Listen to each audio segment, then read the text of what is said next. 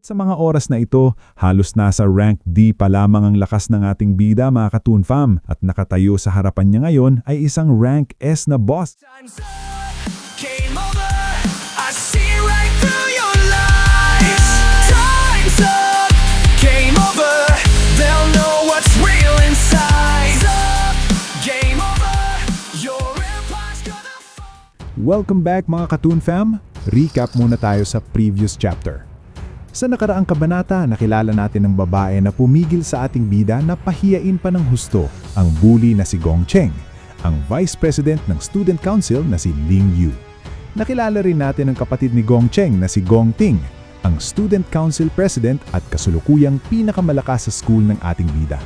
Ang dalawa ay nagkaroon ng interes kay Si Chen dahil sa nangyaring pagtalo niya kay Gong Cheng. Nakilala rin natin ang kambal na roommates ng ating bida na sina Shang Suo at Shang Yu, ang mga kupal na hindi naniniwala sa mga sinasabi ni Ma Long. Nalaman din natin na ang apat na ito, kasama ng ating bida, ay ang binabansagang mga talunan sa school nila. Isang madamdaming sandali rin ang ating natunghayan nang marinig at makausap na ni Si Chen ang kanyang nakababatang kapatid na babae na si Si Yun habang nasa kasagsagan ng ulan at workout ng ating bida.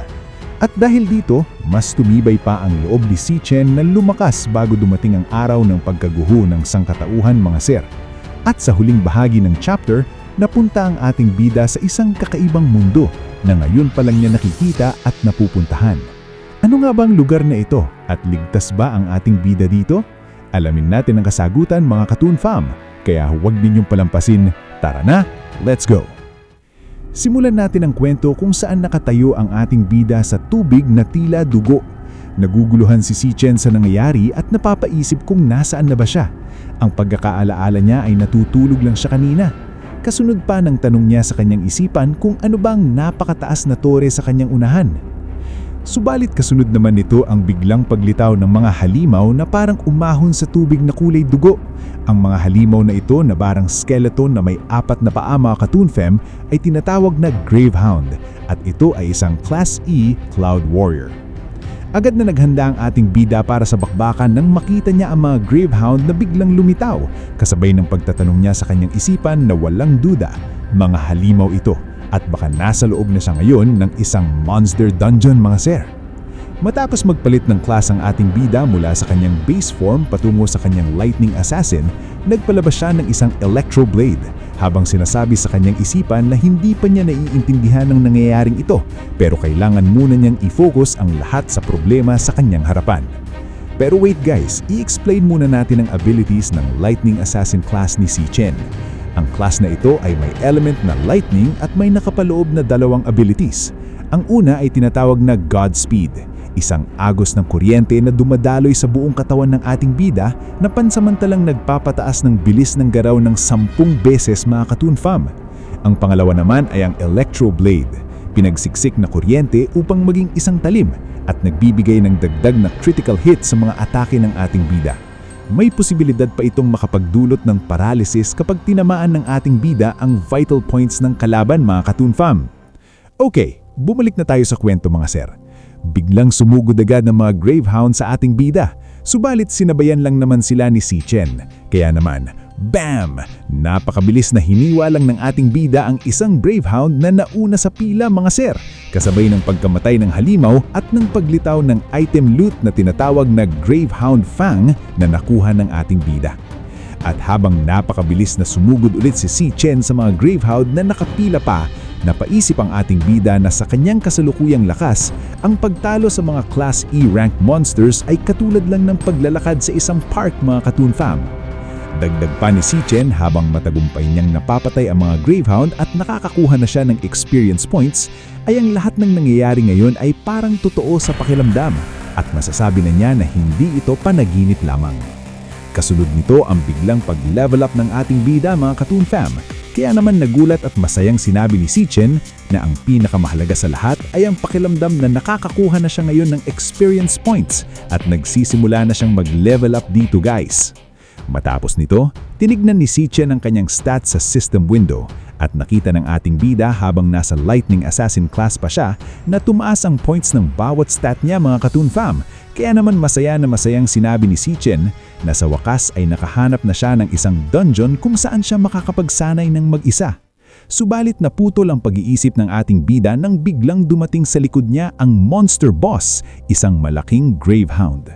Ang monster boss na ito mga sir ay tinatawag na Gravehound King at ito ay isang Class E Cloud Warrior. Hindi naman nagbabaya si Si Chen dahil aware na siya sa presence ng monster boss, kaya naman napakabilis niyang sinugod ang Gravehound King gamit ang kanyang Electro Blade, kasunod ng napakabilis na multiple slashes habang sinasabi sa kanyang isipan na sa wakas ay masusubukan niya dito ang tunay na kakayahan ng ating bida. At ganun na nga mga sir, dahil sa bilis at lakas ng ating bida ay hindi man lang nakaporma ang Gravehound King at tuluyan na itong napatay ni Si Chen. Kasunod nito ang pag-gain ng ating bida ng experience points at pag-level up patungong level 3 mga Katoon Fam. Hindi lang yun mga sir, dahil may nakuha pang item loot ang ating bida. Gravehound Fang at Gravehound Crystal mula sa pagpatay niya ng monster boss.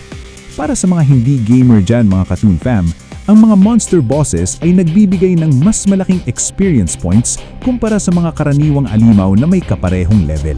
Kaya naman nag-level up agad si Si Chen nang napatay niya ang iisang Gravehound King. Matapos ang laban, masayang nasabi na sa napakaikling oras ay nag-level up siya agad ng 2 levels. Subalit habang nag-iisip ang ating bida, may lumitaw naman sa taas ng ulo ng napatay niyang Gravehound King na may label ma Devour mga Katoon Fam. Nagulat si Chen nang makita niya ito at napaisip kung ano nga ba ang ibig sabihin ng kanyang system. At nang mapagtanto ng ating bida ang meaning nito, dahan-dahan niyang inangat ang kanyang kamay at itinutok ito sa patay na Gravehound King habang nagsimulang magliwanag ang kanyang kamay guys. Kasunod nito ang biglang paglakas ng liwanag sa kanyang kamay habang unti-unting naiintindihan ni Si Chen kung ano ang tunay na kapangyarihan ng kanyang gluttony mga Katoon Fam. At ganoon na nga guys, nagsimulang i-absorb ni Si Chen ang pinatay niyang Gravehound King. Nagre-reflect din ang proseso ng kanyang pag-absorb sa kanyang system window. At nang matapos na ang ating bida sa pag-absorb sa Gravehound King, lumitaw sa kanyang system screen ang isang card na katulad ng kanyang Lightning Assassin. Ang Gravehound King ay may class na Cloud Warrior at may ability na tinatawag na Frosty Physique. Nagbibigay sa ating bida ng immunity sa lamig at pagtaas ng lahat ng kanyang resistance kapag nasa mababang temperatura ang kapaligiran mga Katoon Fam. Dahil sa nangyari, nagulat ang ating bida at napaisip pa sa kanyang sarili na ang halimaw na kanyang na-absorb ay naging isang card. Dagdag pa ni Si Chen na napatunayan na niya ngayon na kaya niyang mag-absorb ng halimaw matapos niyang patayin ito at gawin silang sarili niyang mga class guys. At dahil dito, unti-unting nagsisink in kay Si Chen na ang kapangyarihang ito, ang pag-devour sa kalaban ay nakita na niya noon sa nakaraang buhay niya mga Katoon Fam. Ito ang ability ng huling Demon Lord na kanyang nakalaban, si Lan Yu. At ang Power of Gluttony na originally ay pag-aari ng isang Demon Lord ay pag-aari na ngayon ng ating bida. Ang mga class na inawaken ng mga tao ay may iba't ibang kalakasan at kahinaan mga Katoon Fam. Subalit ang nag-iisang rule na kailanman hindi mababago ay ang bawat isa ay limitado sa iisang class lamang. Pero ngayon mga sir, meron ng 2 class ang ating bida ng sabay at hindi pa natatapos doon. Dahil kung nagagawa ni Si Chen ang pag-absorb ng halimaw at gawin ng mga ito na sarili niyang class, ay maaaring magkaroon ng ating bida ng napakaraming class sa kanyang arsenal mga Katoon Fam. Kaya naman nanlaki ang mga mata ni Si Chen nang ma-realize niya ang ganitong posibilidad guys.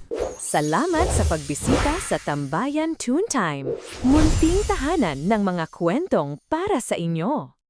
Matapos nito, napalingon ang ating bida sa napakataas na tore kasabay ng muli niyang pagtatanong sa kanyang isipan.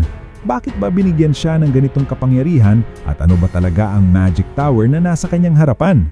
Ngunit kasunod naman nito ang napakalakas na pressure na biglang bumalot sa buong paligid na yumanig kay Si Chen mga Katoon Fam. Kasabay nito ang kinakabahang pagtatanong ni Si Chen sa kanyang isipan kung ano ba ang nangyayari ngayon at saan nanggagaling ang ganito kalakas na kapangyarihan. Sa gitna ng pressure na iyon, isang figura ang nagsalita habang nakatayo ito sa harap ng tore. Ayon sa figura, sa wakas ay dumating na rin sa lugar na ito ang ating bida.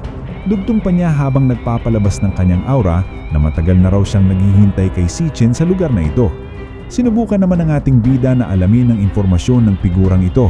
Subalit ang tanging nakita lang ni Sichin ay isa itong Lord mga Katoon Fam. Kaboom!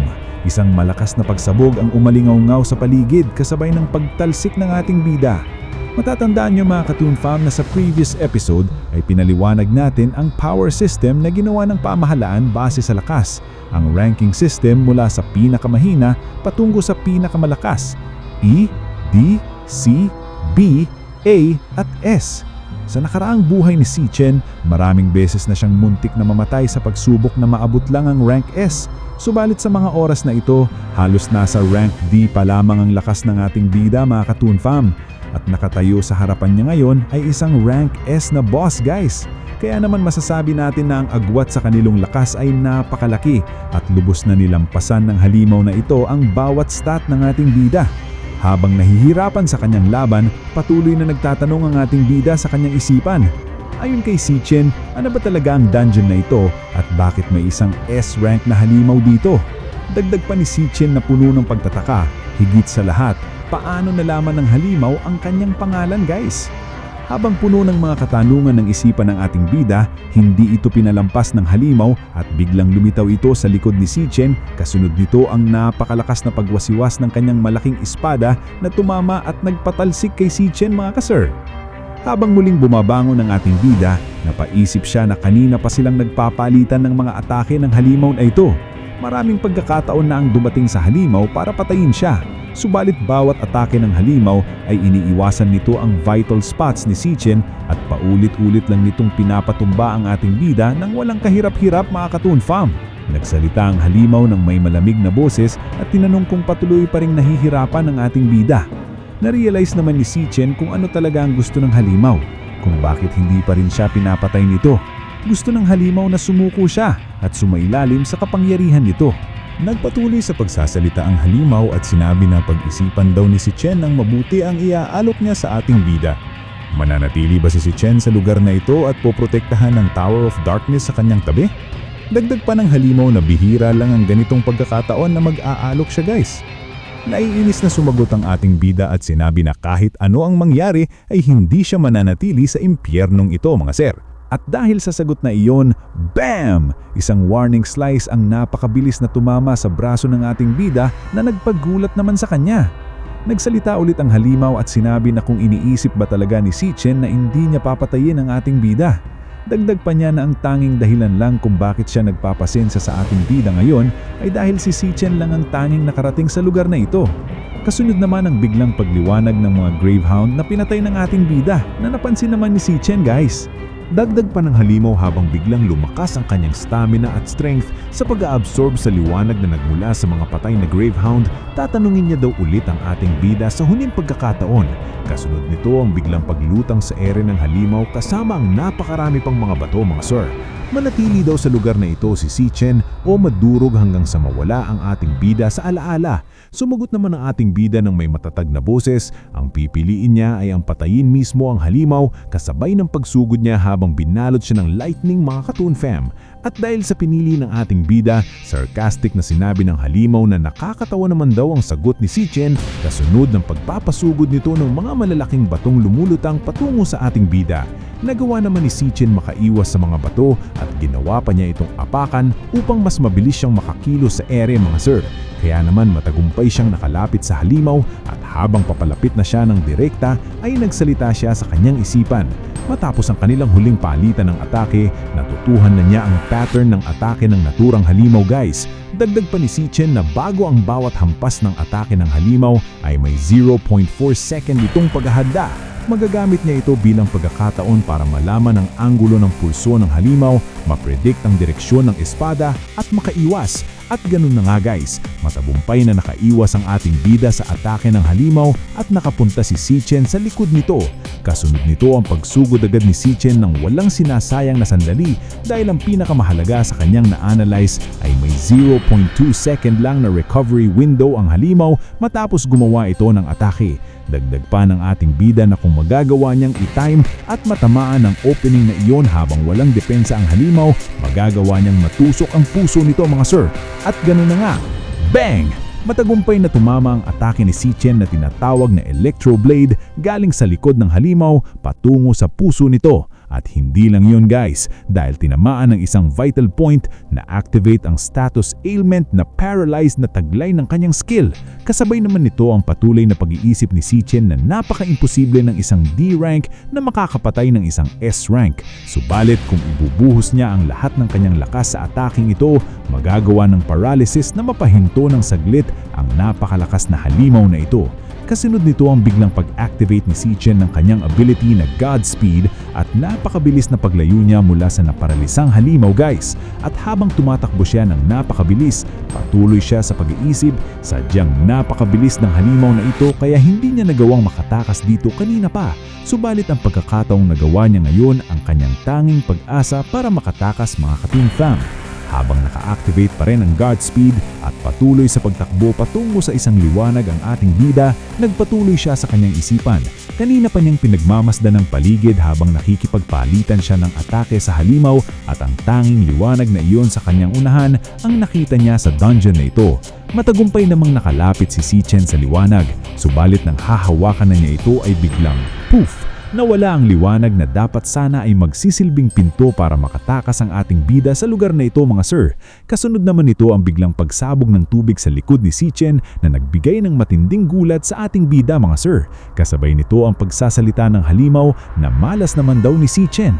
Ang inaakala niyang liwanag na magsisilbing pinto ay hindi naman pala totoo dahil iyon ay isa lamang after image na iniwan ng halimaw at ang lugar na ito ay hindi isang monster dungeon. Habang binabalot pa rin ng aura ang halimaw, patuloy itong nagsasalita at sinabi na kamangha-mangha naman ang ating bida dahil nagawa pa ni Si-Chen na mahanap ang butas ng kanyang atake ng ganoong kabilis. Dagdag pa ng halimaw na kahit sa ilalim ng mabigat na pasanin ng kawalan ng pag-asa, nanatili pa rin kalmado si Si-Chen at sinuri ang kanyang sitwasyon at inilagay pa nito ang sariling buhay para sa pinakamaliit na pagkakataon na mabuhay mga sir.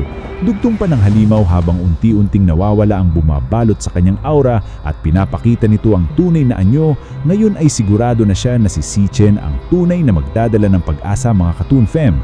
Ang halimaw na napakalakas na ito ay tinatawag na Abyssal Fiend at siya ay isang Class S Star Warrior. Kasunod ng pagpapakita ng Abyssal Fiend ng kanyang tunay na anyo, malaki ang pagkagulat ng ating bida sa kanyang nakita dahil ang form ng halimaw sa kanyang harapan ay napaka-familiar kay Si-Chen guys, kasabay ng katanungan kung bakit nandito ang isang form ng Demon Lord na si Lan Yu. Pero paano? Si Lan Yu ay patay na sa nakaraang buhay niya. Nandirito ba siya dito sa lugar na ito o may mas malalim pang koneksyon ng Glutton's power at ng halimaw na ito? Ang Tower, ang Glutton System, ang Abyssal Fiend, isa-isa na ngayong nagsisimulang magbunga ang mga misteryo ng bagong buhay ni Si-Chen at ang mga sagot, baka hindi lahat ay kaginhawaan. Abangan ng Chapter 5 mga ka-Toon Fam. Maraming salamat po sa mga nanood at nakinig sa kwentong ito. Kung nagustuhan nyo, can I get a like and subscribe from you? Malaking bagay at tulong po ito para mag-grow ang munting channel na ito. Don't hesitate to leave a comment na rin po. Again, thank you very much mga ka-Toon Fam.